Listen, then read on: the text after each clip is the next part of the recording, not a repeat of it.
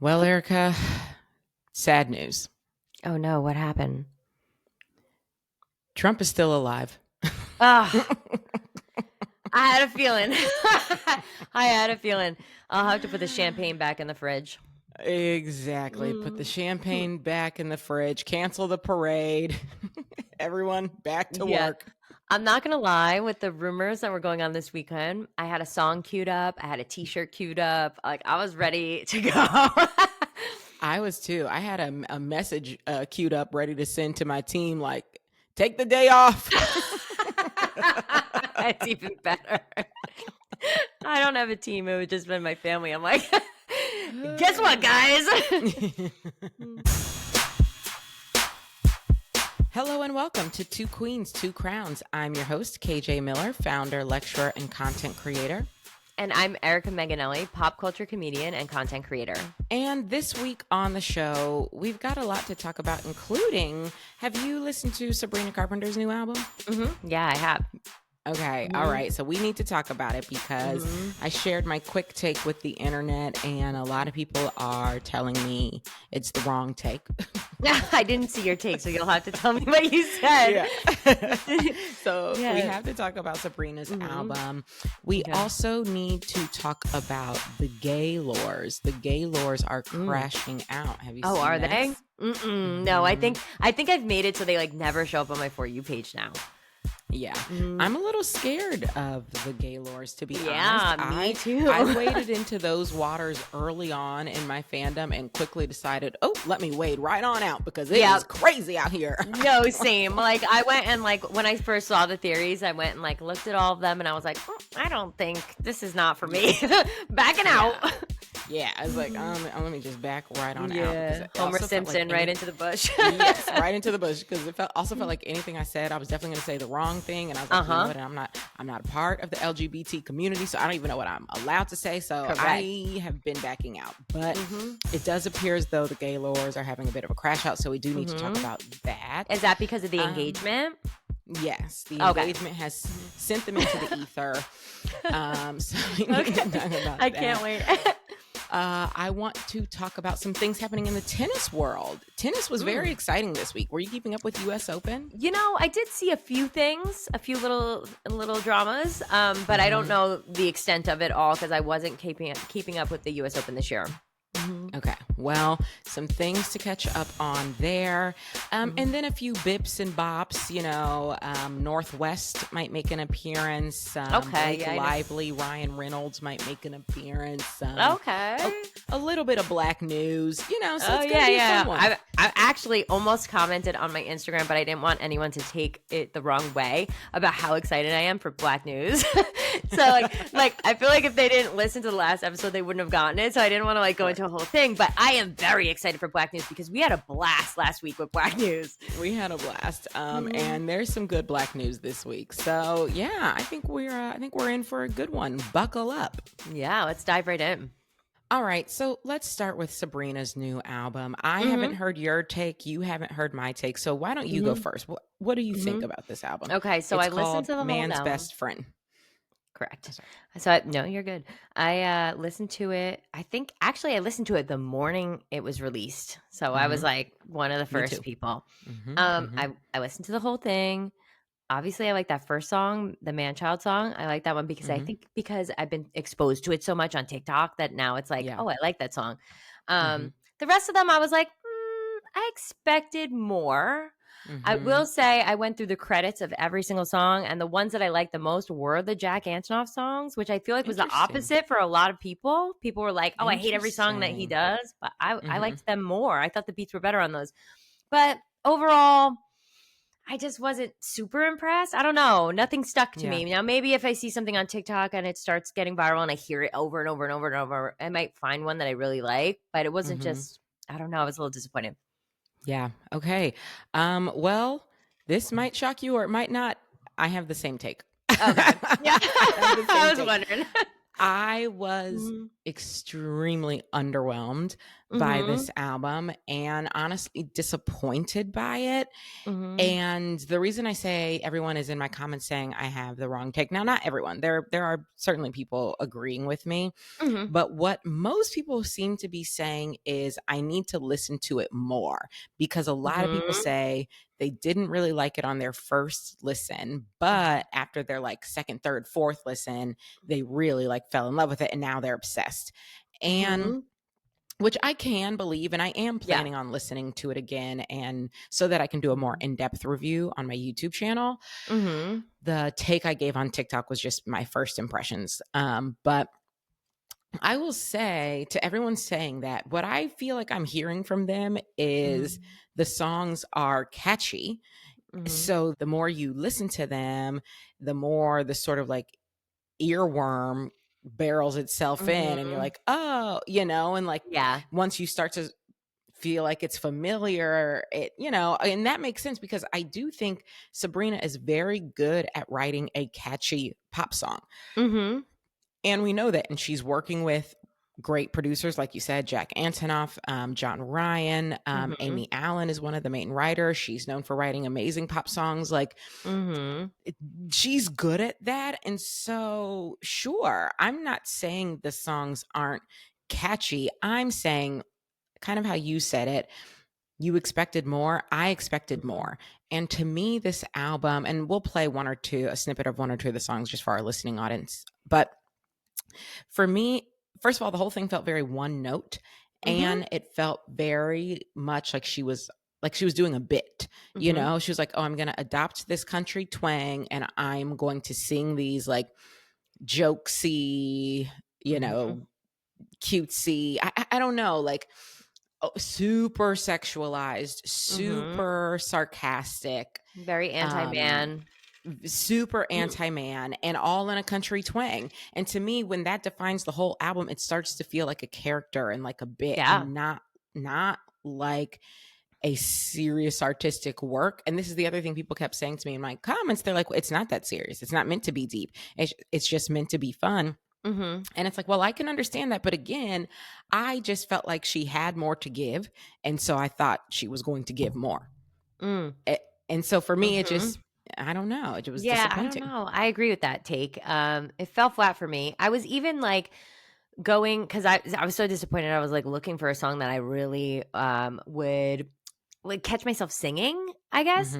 And so I was going back and listening to the choruses over again after I would listen to the whole song, and then I'd go back and just listen to the choruses, because I'm like, surely there's going to be one that gets stuck in my head, and it didn't happen. That's why I actually didn't talk about it on TikTok, because I was just like, I don't really have anything nice to say, and I just know they're going to drag me.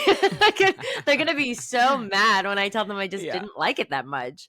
Well, I will say I have been surprised by how many people haven't been vibing with the album. It feels like there are a lot of people not vibing with it, and then some hardcore Sabrina fans like defending it, which is their right. If you're a hardcore fan, that's your right. You do it. But I was surprised because I felt like the response to Short and Sweet was so universally positive that I was almost thinking like, oh, this will land in the same place for people. And it did not, which tells me, I will say, for better, for worse, for Taylor Swift, she now, I think, exists in a little bit of a bubble. And by that, I mean her fandom is so big and so vocal that even if she puts out a mediocre album, you wouldn't know it by the streams, the number of streams, how much chatter, how many of the songs get into the top 10 or top 20. Like, which, and some people would argue that is effectively what happened with Tortured Poets Department. Like, it wasn't critically acclaimed. It wasn't her best work of art, but it was still the biggest album, not only of the year, but like in recent history. Like, and so she's a bit insulated in that way. And I think maybe I thought Sabrina had achieved not that same level of fame, but something close to it, where she'd be a bit more insulated, and it doesn't seem that way. It feels like people are giving a lot of mediocre, even like bad reviews. So and I think it's been over a week now, right? About a week or more. And no, because didn't it launch no? Friday? So we've only had it for like 4 days. 4 or Okay, 5 but I days. still would have thought that by now we would have had like a viral clip on TikTok, and I haven't seen one. So I don't know. That's just my take about it. Manchild really went viral. Like I was like thinking that the album was going to be so much like that song, like just very catchy. And at first, I didn't even like that song, if we're being honest. It grew on me. That one grew on me, which does speak to the idea that maybe the rest of the album will grow on me. But to me, I think if it does, it'll be because it's catchy, not because I feel like it's fantastic. Yeah, I wasn't like listening to it with the like hard intent that I would a Taylor Swift album, like analyzing the lyrics or anything like that. I did see one of the songs kind of called out her 3 last boyfriends by like saying like Larry instead of Barry, and like that guy's name rhymes with, and it was like a word that rhymes with Sean. So like I think there were like a few Easter eggs in there, but I didn't dig hard enough. I just didn't. Let's both name a song we did like, just to give our listeners a taste. Let me go on here now. I think I liked Nobody's Son. Okay, yeah, I liked that one too. I would play. Don't Worry, I'll Make You Worry. I liked Don't Worry that one too. Okay, and I kind of wanted to re-listen to that one because I couldn't remember how I felt about that one. Okay, let's listen to those two. I'm gonna pull up Nobody's Son first. Yeah, so that one to me, it's got a nice little lilt to the point around her being good at writing a catchy song. I know, and actually, now that we just played it a second time, I'm like, I really like this song. See, it might grow. This album might be a grower, because it's a grower, not a shower, you guys. A grower, not a shower, because that was my 3rd time listening to that song, and on time 3, I'm like, right. No, I felt myself like singing. I'm like, okay. But I also feel like that's one of the stronger songs on the album. For sure, yeah. But yeah, I like that one. And I think, she's doing the same sort of like thing we've known her for. I think the lyrics here are, they're witty. She starts off, hold on, I'm scrolling to the top. Oh, I feel like I skipped some of the lyrics. Hi, I hope you're great. I think it's time we took a break so I can grow emotionally. That's what he said to me. And so I feel like opening that way, the thing that I think she's good at is taking conversations we've all had before. I was about to say that. And putting it to music in a way that is catchy. I feel like this conversation she's describing, where basically a dumb boy says he wants space and doesn't want to be with you anymore, like, but it's someone you thought you were going to be with for a long time. It's like we've all been there. And he's giving it like it's not you, it's me. Right? Yeah. She's good at putting those very like universal moments into lyrics that feel very approachable. So I like this one. I am shocked that no one's pulled that apart yet on TikTok to say something along the lines of like, did Barry say this to her? I'm shocked that we haven't seen that yet. Well, I'm sure someone's, because that's what they would have done to Taylor Swift. I'll be honest. Yeah, it is what they would have done to Taylor Swift. But as for me, I do not care about any of these little boyfriends. I still don't know anything about Barry. What's his name? And I refuse to look it up. So I know I don't know much about him either. I don't know, but what I do know, I don't like. Yeah, exactly. If other people want to dig into it, be my guest. Now, I am interested in the Shawn Mendes of it all. Well, and we did our little episode, and I enjoyed what we found out. But yeah, now I'm like, okay, yeah. All right, let's listen to your pick. Which one did you say you wanted to do? I think it's called Don't Worry, I'll Make You Worry or something. Okay, I don't even remember what it sounds like, but I definitely saved it, so I must have liked it. Okay. I remember now why I saved this song as soon as I heard it. This goes to what you were saying before with that kind of little like Southern twang. It reminded me of Dolly Parton. Mm-hmm. The beginning of it. This little lyric video, she looks a lot like Dolly Parton. Her hair, the way she's got her hair done in this little video. Yeah. Yeah, you know what? I think I like that song too. Maybe not quite as much, Yeah. but I like it too. And again, I feel like it's giving it's like a cosplay. I don't know why I feel that way, but it does feel cosplay. Okay, it's a little bit cosplay. It's a little bit like she's got this character of scorned country woman is the character she's playing on this album. And I think she's good at that, and she is a trained actor.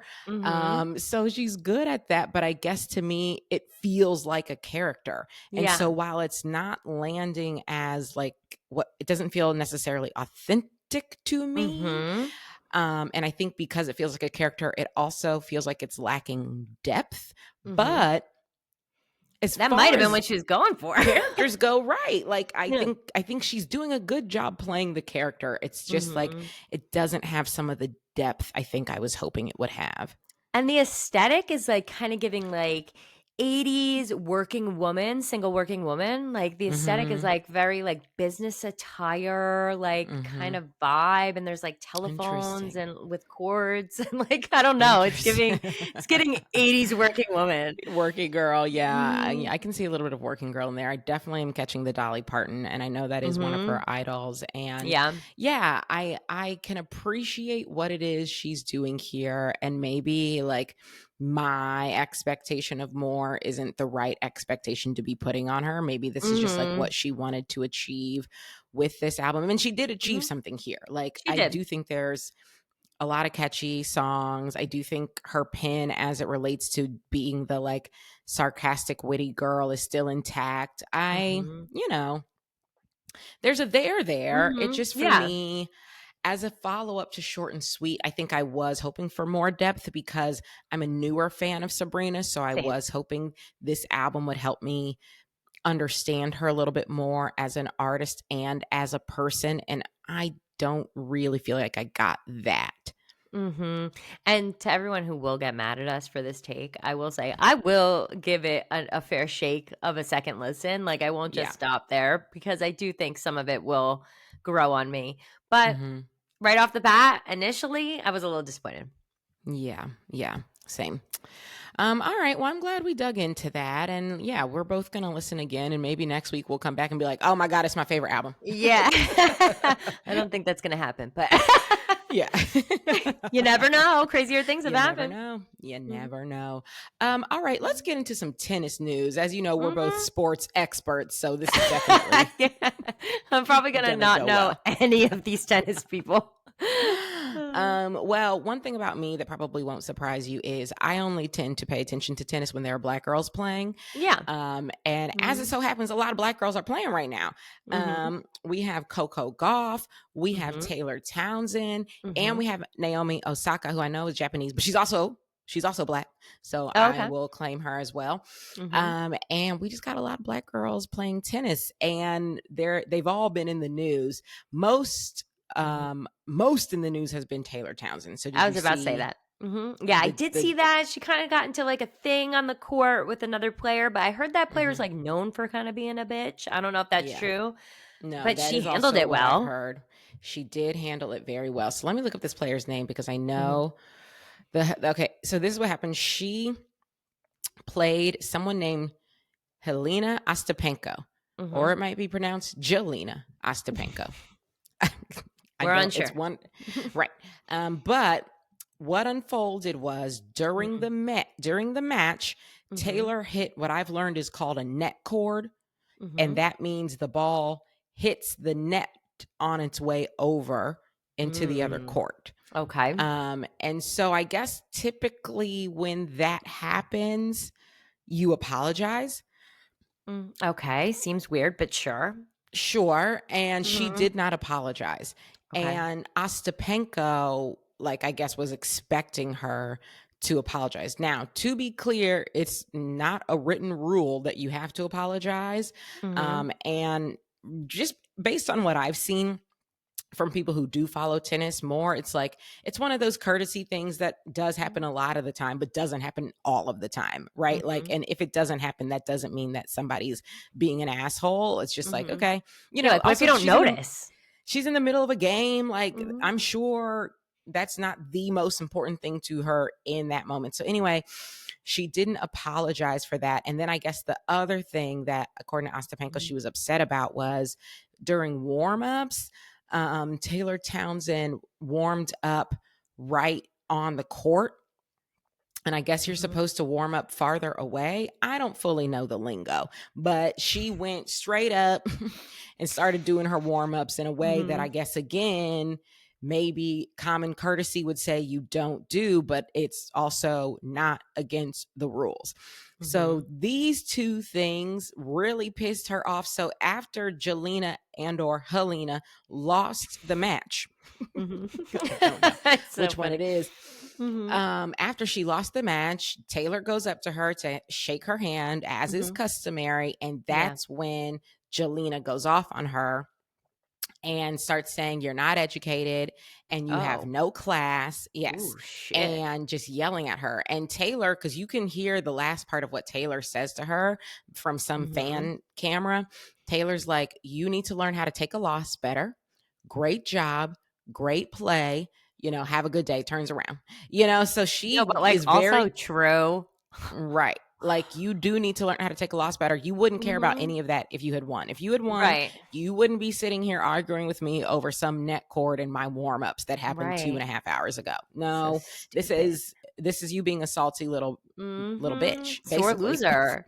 Right. Huge sore loser.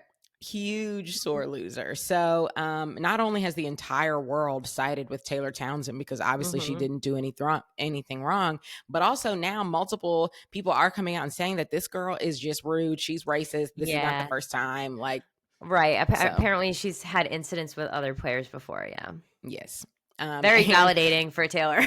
Yes. And Taylor, it's funny because at the press conference afterwards when they were asking her about it, again, I just feel like Taylor showed so much class throughout this whole thing. What I loved about her, what I loved that she said was, well, I'm just happy at the end of the day, I let my racket do the talking. I was like, oh. Yeah. She was like, I'm not going to get into that. Like, she was very like neutral. She didn't shit talk her or anything like that. Yeah. Or it was like light shit talking, but very classily done. Yeah. Like, she was like, I let my racket do the talking. She's like, and at the end of the day, I'm here advancing and she's going home. And like, where's the lie? Exactly. Sometimes you just don't need to say anything. Exactly. You truly don't. So I loved to see that. And then also Venus is back on the court. She's back at the Open. She made it to the quarterfinals with her doubles partner. Ooh. So love seeing Venus. Yeah. And then some news on Serena. This is actually from 2 weeks ago, but we didn't get a chance to talk about it. Did you see that Serena was the person who gave the speech for Maria Sharapova being inducted into the Tennis Hall of Fame? No, I didn't see that. Yeah. Oh my gosh, was it awesome? Well, I mean, oh no. Awesome, depending on who you ask. Because here's the thing. Maria, I'm sure as you know, Maria and Serena were rivals for years. And so the fact that they're now friends, I think, was a shock to a lot of people. Certainly a shock to me. I didn't know that they even, kicked it with one another. Yeah, I figured they just didn't like each other. Yeah, like apparently they refer to each other as close friends now. Oh, okay. But they were rivals for years. And I've always been pretty anti Maria Sharapova because I always felt like the way she spoke about Serena definitely was giving like racist undertones. Yeah, I don't like her. Yeah, like calling her intimidating, talking about how big she is. I didn't like those comments. Exactly, where Maria basically was like, she's even bigger and more intimidating in person. And, I just feel like a little girl when I'm around her. Yeah, like, no, I don't like that. Not a little girl. Exactly. I don't like that at all. So to me, if I were Serena, I wouldn't be the one forgiving her and calling her friend, but they did. They made up and they're friends now. And so I'm like, if it works for you, it works for you. Right. Maybe she just matured and apologized. Well, I don't know. Sure she must have. She must have. Let's hope. Yeah. Let's hope. or she's just being the bigger person. I don't know. Well, the other reason I thought so many times about doing a Two Queens, Two Crowns episode about Serena and Maria Sharapova, including once this whole thing went down. But I, to this day, just feel like I'm not going to be the one to call Maria Sharapova a queen. And I also am not going to be the one to pretend as if they were equals. They were not. They met each other 22 times on the court. Serena won 20 of those times. Yeah, that's unequal, unfortunately. No, we're not even. What are we talking about? You beat me 2 out of 22 times, but people are out here referring to you as a rival? Huh? A peer, maybe. And see, I don't even know if I give it that. I don't even know if I would give it that. Right. Another player. She also plays tennis, is how I would describe Maria Sharapova. So but you know, Serena. But was that all the tennis drama, or was there more tennis drama? Well, the only other thing, I mean, I don't know that it's drama, but Naomi Osaka and Coco Gauff did meet up again. Naomi beat Coco back in, I want to say 2015, maybe not that long ago. That's a long time ago. Maybe back in 2019. But anyway, they've become friends. They've become close. They met up again, and Naomi did beat her again. But I feel like there was just a lot of support on both sides of that match, because for Coco's been working really hard on her improving her serve, and she's had a really hard open. Naomi's been working really hard ever since she had her baby. She hasn't won any slams. She's, you know, it's been a really tough road back for her. So they both, you know, it was just tough for both of them. And so the fact that Naomi won, you know, I think there are people, it was kind of bittersweet, I think, for a lot of fans. It's like some people were like, well, she needed that right now. She needed that. Exactly. So anyway, that concludes my tennis news, unless you have more tennis news. But no, I don't have any tennis news. All I know is I do get a little jealous during the US Open. I know a lot of people that go because it's like in New York, right? And they're drinking the melon drinks. And I'm like, I want a melon drink. Jeez. So that's all I got. Yeah, I have been to the U.S. Open one time. It is fun. It's a lot of fun. It's a good, you know, tennis it's fun to watch. But also you feel very civilized, you know? Yeah, it's like real classy. Civilized sport. Yeah. It's like a very classy sport. Exactly. All right. Well, getting into a few other bits and bops here. Did you see that Corey Gamble and Kris Jenner have broken up? What? Oh, what? No, I did not see. What are you talking about? That's the word on the street. Now, let me see if we have that confirmed by anybody. Wait, don't tell me shit that ain't true. Let me see. Getting my hopes up and shit. Because I do not like him. Something about him is giving sneaky. I mean, right now, I see a number of sources saying it's happening, but I don't know if we would trust any of them. One is yahoo.com. Okay. One is Indulge Express. I do see something from a month ago in Cosmopolitan saying that Kris Jenner and Corey Gamble are on the rocks. So they soft launched it. How did I miss this? Come to say, she hasn't really been like in public with him in a little bit. You're right. Well, and the current rumor is that not only are they breaking up, but that Corey Gamble wants a payday. Like he wants some. But they're not married, right? They're not married, but maybe he just wants some shut up money. That's what it's looking like. People are saying, like, basically he knows all the secrets and he wants money to keep the secrets. I've been saying since the beginning, Kris made a huge mistake here. Okay, because there's something about that man's eyes. I could see he's a snake. Like, I just know. I don't know.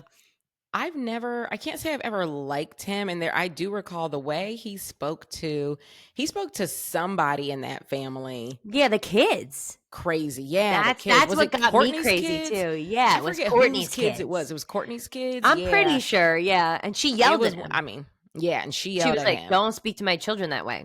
Exactly. Now, wait, I will say maybe they deserved it, but it's not his place. Well, it's not his place. It's not his place. I think when I saw that, that was the moment where I was like, yeah, I don't know about this guy. Because I didn't care about him at all until that moment. And then I was like, ugh, I don't like that. And then I realized, like, I'm watching the show a little bit. It seemed like none of them were really into him, and Kendall didn't like him. Oh, yeah. Kendall, and that's where I was like, Kendall doesn't like him. I don't know. Yeah, I don't know. And frankly, I feel like part of the reason I never dug into it was because I don't care. I don't care who Kris Jenner dates. Whatever you I didn't like do. that he ran around in Diddy's crowd. That was rubbing me the wrong way too. That's also tough. That's also tough. I don't know.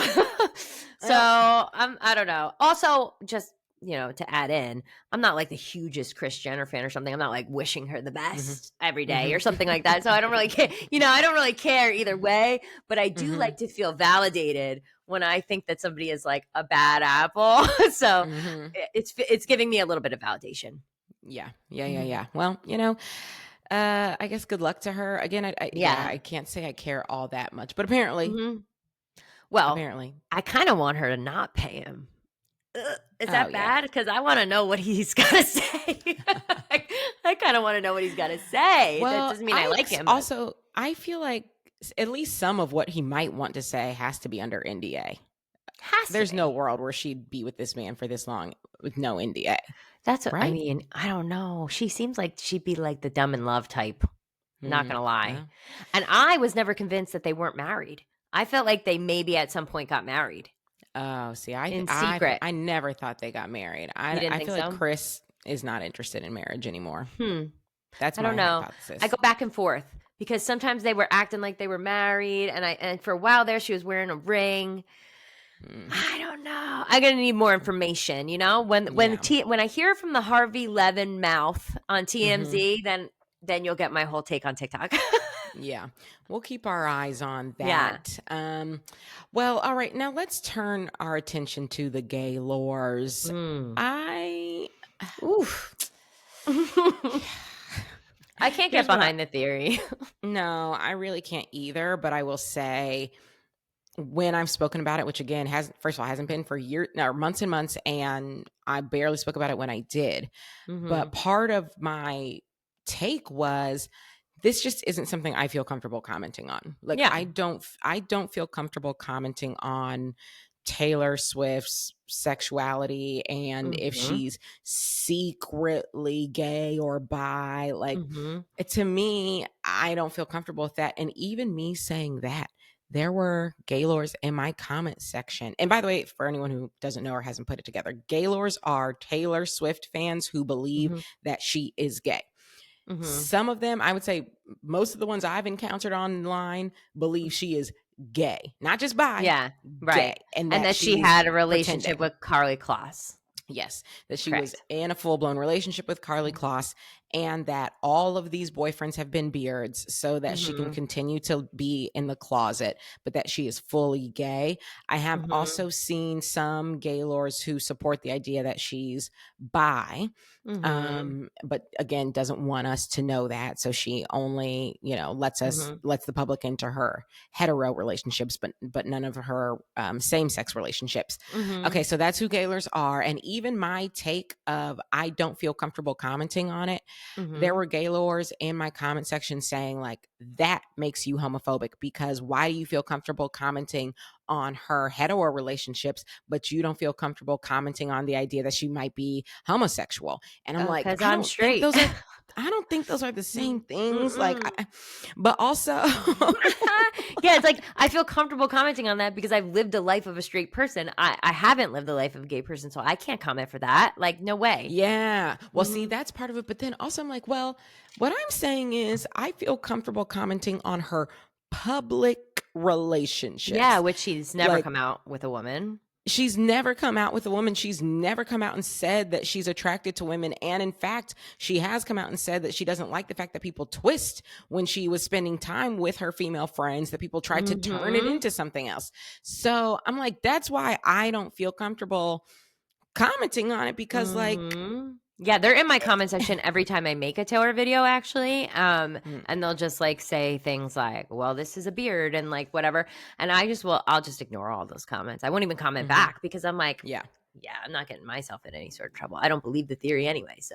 Yeah, I had to stop commenting as well because I was kind of going back and forth with them for a bit on a particular video, and then I was like, "This is gonna go nowhere." Okay, Yeah, you're not going to convince them. Unfortunately, they're in like a Gaylor cult. I'm not. Don't tell them I said that. And I'm gonna like offend somebody when I'm trying to. I'm actively trying to not offend anyone, and I'm actively saying like, maybe I'm out of my depth. Maybe I shouldn't be commenting on this. But the crash out that I'm seeing online is now that she's engaged, basically people trying to still figure out like, well, what does that mean if she's gay? Why would she be getting married to a man? And it's so basically crazy. Saying like, I literally saw one person, this isn't, I think, there are various Reddit threads on it, one person saying, oh, Travis is trans. Oh God, no way. And they're taking it a step too far every time.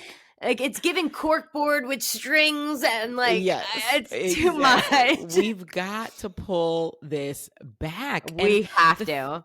The thing that is so I'm gonna wade into this a little bit against my better judgment and just hope I don't get like, dragged out of town.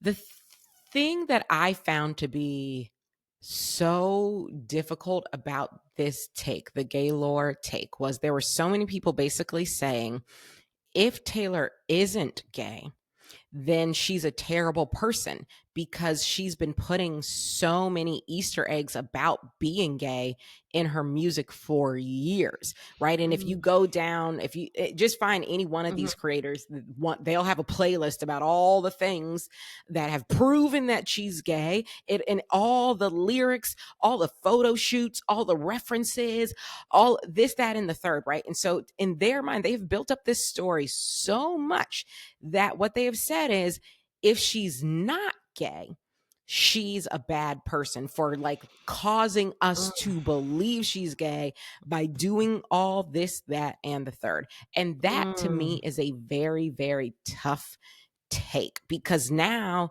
you've painted her into a corner.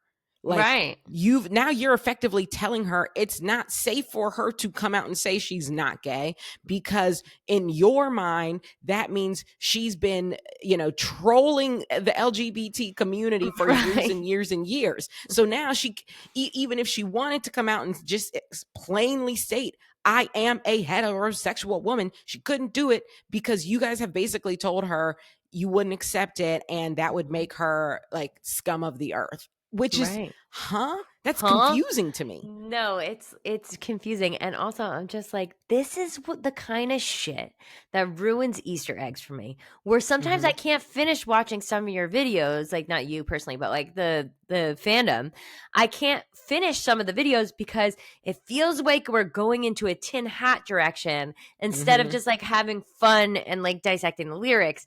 And then I have to scroll past all of them because I don't know which one's going to be the one that's like so crazy that makes me feel like maybe I should be in a padded room. Like, I don't know. Yeah. It's too much. I've always found that side of the Taylor Swift universe to be, I don't know. Scary. In some ways it's scary. In some ways it's scary that like, I understand if you just in your heart, it matters to you that she is gay or could be or is bi. It's like that. It's not that I have a problem with that. Believe what you believe. Lavender haze, I have been led to believe lavender haze, it does mean something in the LGBT community. So for her to say that, it must be because she is a part of the LGBT community. I've seen those series. Yeah. All right. If that's what you believe, that's what you believe. I'm not here to tell you not to believe that. I'm just saying I find it to be overly aggressive to say, not only do I believe it, but if it's not true, she's a bad person.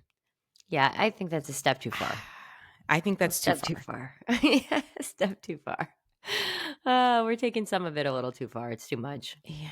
And like, what are we supposed to do with that? I don't know. So I don't know. Godspeed to the Gaylors. I don't want you to, I don't want life to feel like it's not worth living anymore, because she's engaged now. But also, Also, maybe it's time for a content switch. We got to right.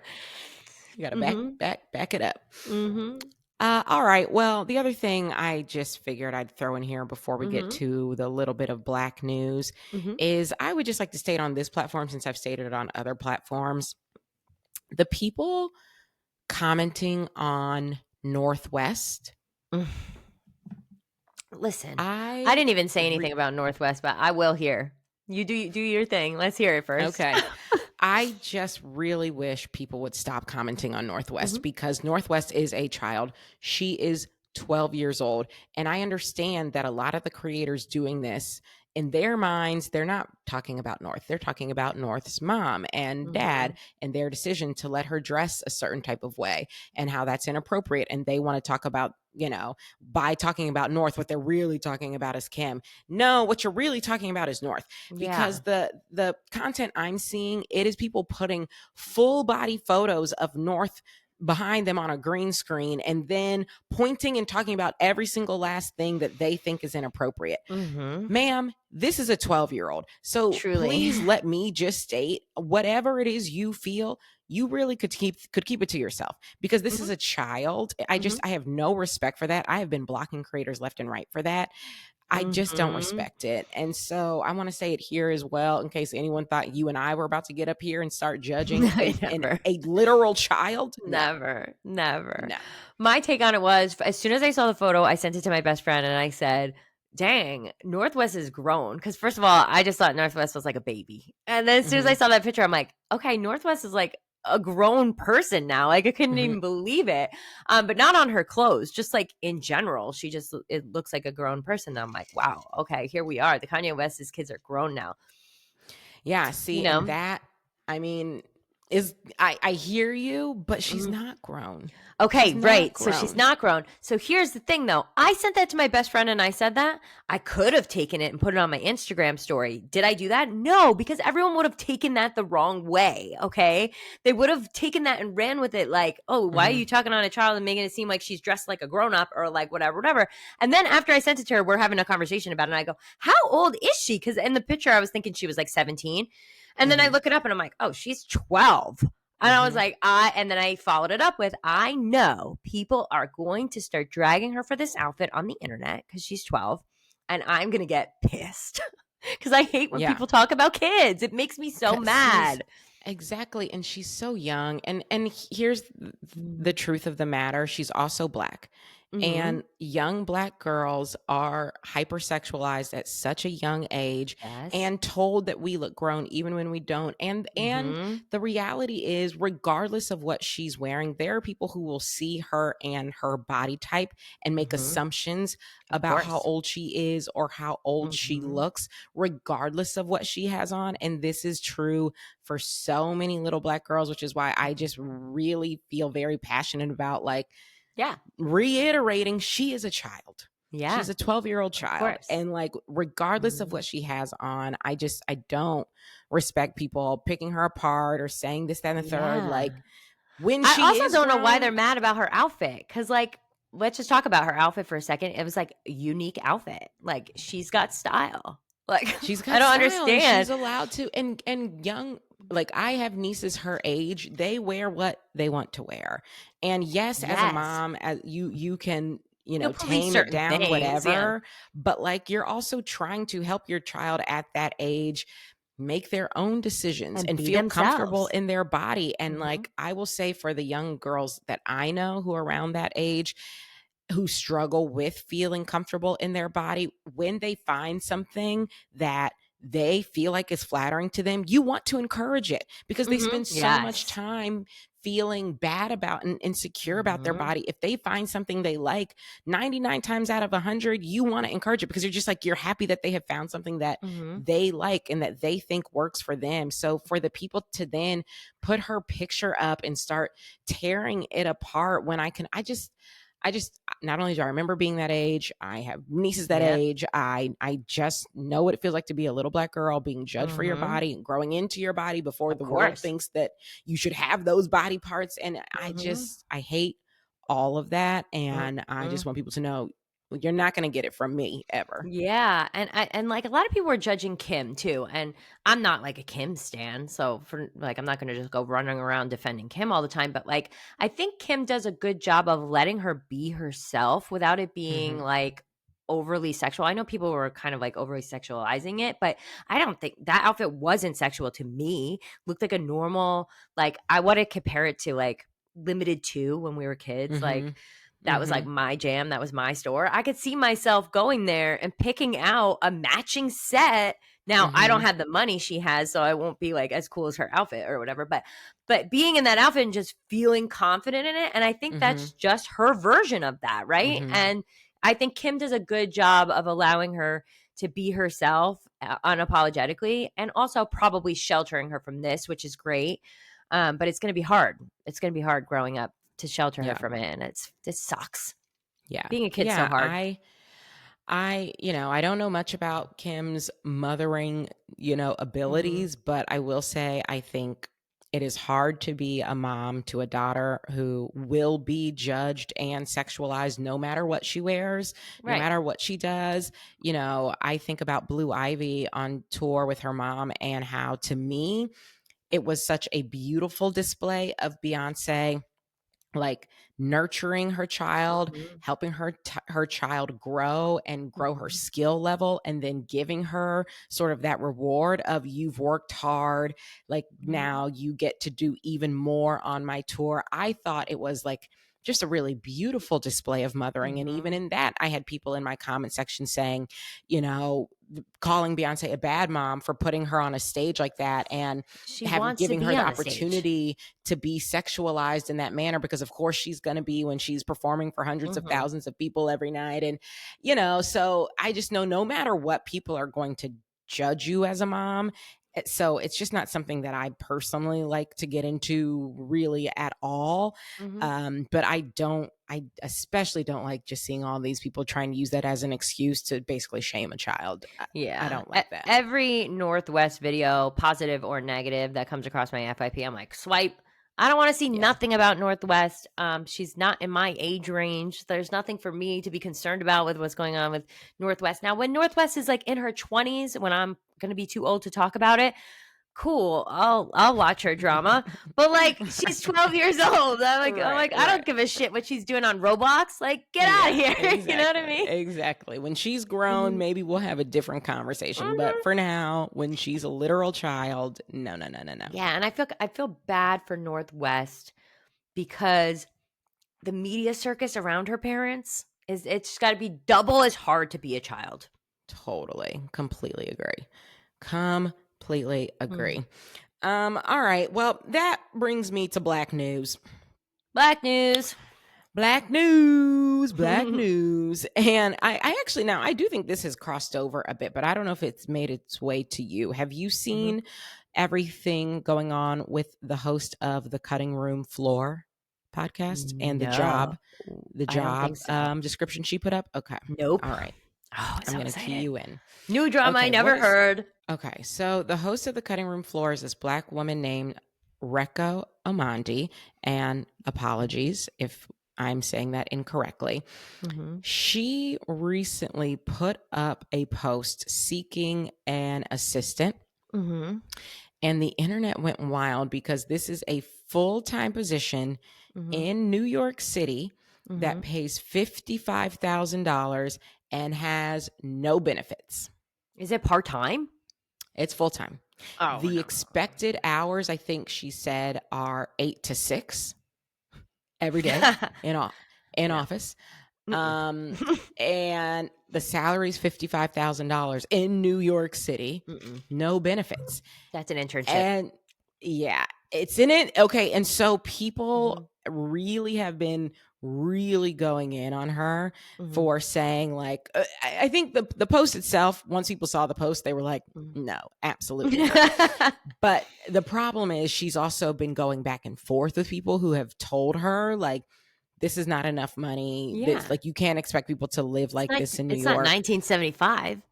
Right. And she's been going back and forth with folks basically saying like, look, this is the fashion industry. Like I work in the fashion industry.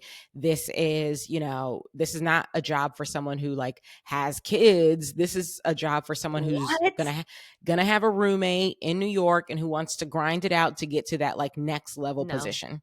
Even with a roommate, you're not affording that. And then also very discriminative to be like, you can't have it's not for someone with a family. Like, it's like, I don't think so. Yeah. Well, it wouldn't matter. They couldn't feed their family on it. Yeah. I want to find her post just so you can see. That's crazy. It's just like, if you can't afford an assistant, then just don't hire one. Well, and that's what everyone's take has been. Basically everyone's take has been, girl, you can't afford an assistant.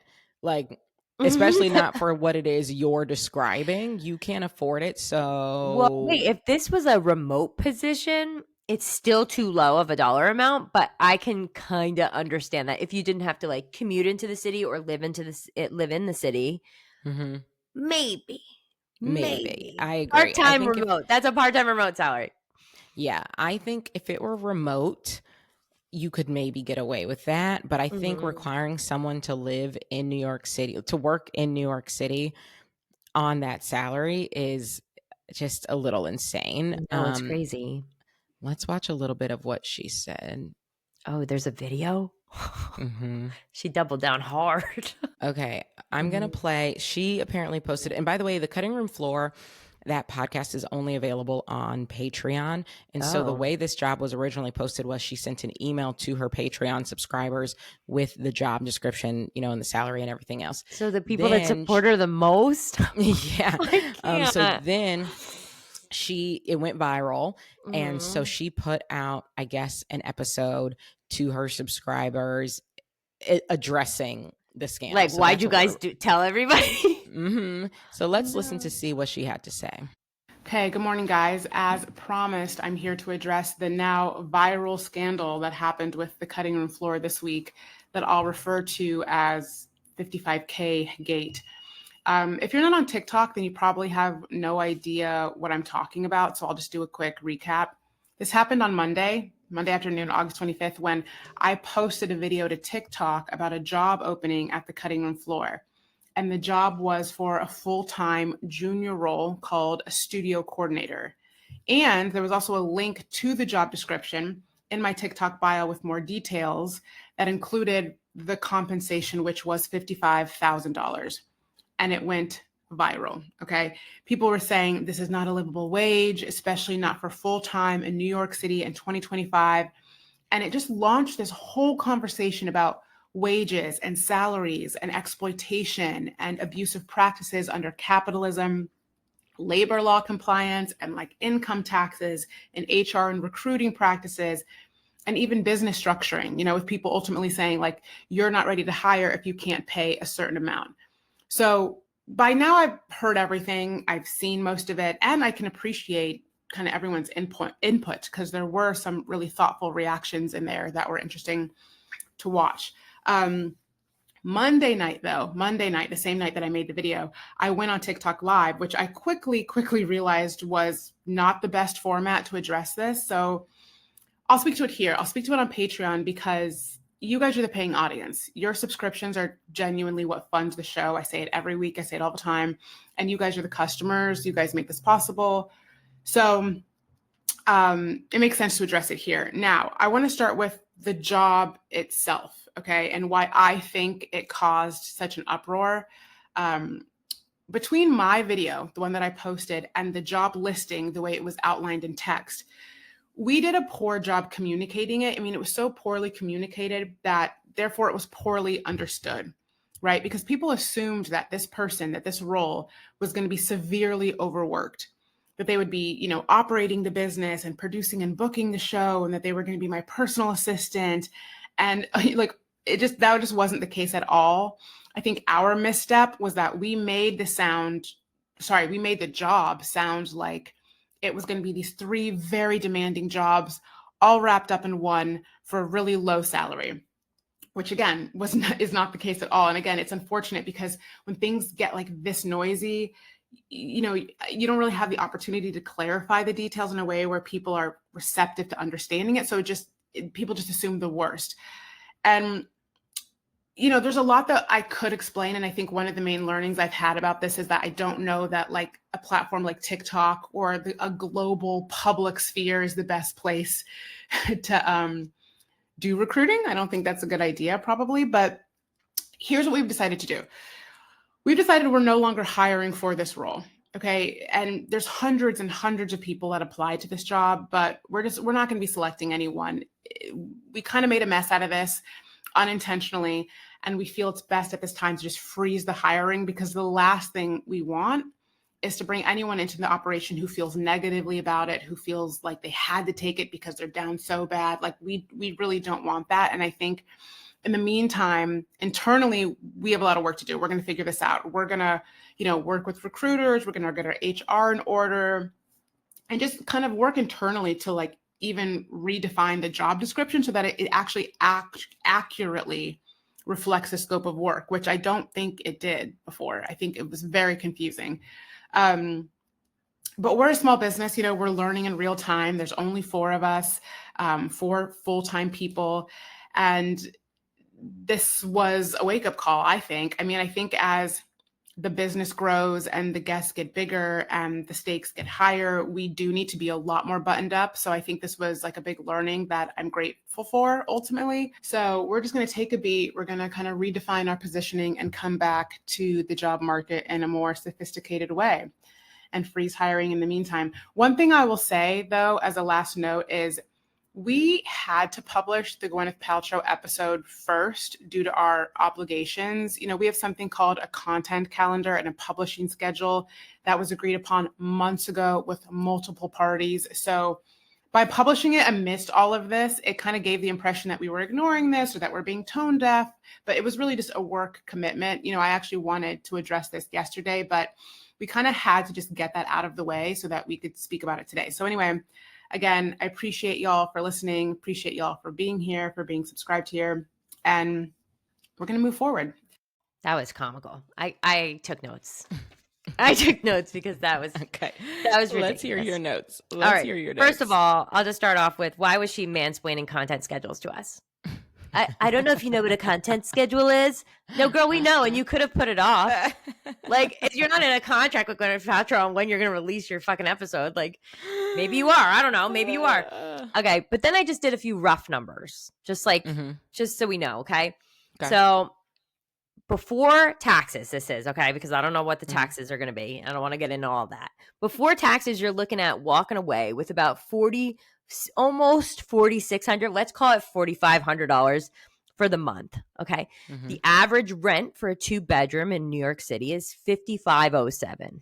Okay. So right off the bat, you're splitting that with someone, you're giving someone almost $2,800 every month, leaving you with about $90 a day to eat, have insurance, because she's not giving you insurance, so you're gonna have to pay it out of pocket, which would, even if you didn't eat, that's $600 a week. Like, you're going to have to give it a minimum 2 weeks pay to get insurance.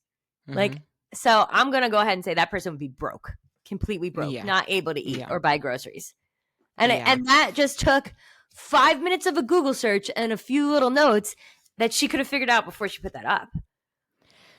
Yeah. And I will say, because I went back and found this original video. Now, someone had sped it up, but I slowed it down and watched what she said. Yeah. The reason people thought it was basically the equivalent of 3 jobs, is because she says in the video, the job, and she does clarify, it is full-time, it is in person. The job consists of 3 main things. She says 1 office admin, 2 bookings coordinator, 3 personal assistant. So first of all, that's a lot of work, because I've been an accounting assistant before. That's its own job. That's a lot bookkeeping of work. part. And it sounds like 3 different jobs, you know, like yes, one person can do all of those things. Sure. But she was like, people thought it was going to be these 3 things. Yes. Okay. But let's assume that it's just one, just for a second. Let's assume that the only thing that was for was the bookkeeping. Right? Either way, they're going to be there 8-9 hours a day. They can't get another job. It doesn't matter how much work they're actually physically doing while they're there. They work to the bone or not work to the bone. You're still taking up their time. And I will say her just demeanor in this video totally is in this but I'm talking about in this original video. Oh, I was gonna say she opens up by saying, I'm going to tell you very specific things with very clear instructions. And she's like, because I don't hire people who cannot follow simple instructions. Her words. Okay, so I wouldn't apply. That's how she opens up the video. So you're starting there, and then you're going on to say, like, this is a full-time job. It's in person, Monday through Friday, every day. So 9 to 6 p.m. So I feel like even the way she's presenting the information feels harsh. And it's not that I'm trying to tone police. It's more that, like, you're allowed to be harsh. People have called me harsh, but I think that is part of what lathered people up here, right? You come on, you're immediately like, I'm going to state myself very clearly. I don't hire people who can't follow instructions, and then say it's $55,000, no benefits, 9 to 6 every day in New York. Like, of course, people are going to react to that. I guess good on her for recognizing, like, yeah, you guys do need to take a beat. Yeah. No, I agree. Rethink. She's like, I'm glad she recognized that. Yeah. And I did see some people with the take that, like, it's unfair that she's become the face of, corporate madness when there are plenty of white men out here, exploiting labor far worse than she can with her 4-person team. And I get that. That's true. But, this does seem like a real teachable moment here. Yeah, for sure. I agree with that take. 100%. Well, that's what's going on in Black news. Well, that was good. Very entertaining. Very entertaining. Good luck to her. And that is all I've got, unless you have anything you want to throw in the parking lot. Nope, I got nothing today. It was very boring. In a good way. I will say my parking lot announcement is I just got back from vacation, and it was the best vacation I think I've ever been on. Where'd you go? I went to Puerto Vallarta in Mexico. I rented a villa. The villa was immaculate. It was beautiful. I went with some of my friends from business school and my husband, and it was just so relaxing. Got massages, that's so awesome. With the sound of the ocean in the background. That sounds so relaxing. Drank margaritas by the pool every day. It was perfection. I love that for you. Yeah. Congrats. Now I need a vacation. I know. That's it for this week, everyone. Be sure to follow us on TikTok at 2 Queens, 2 Crowns, and to check out the podcast on YouTube, 2 Queens, 2 Crowns. Erica and I would also love for you to follow us on our personal socials. I'm on TikTok at @IM_KJ Miller and YouTube with the handle IM_KJ Miller. And Erica's on IG at Letta Bino and TikTok at Letta_Bitchno. We'll see you next week. Bye.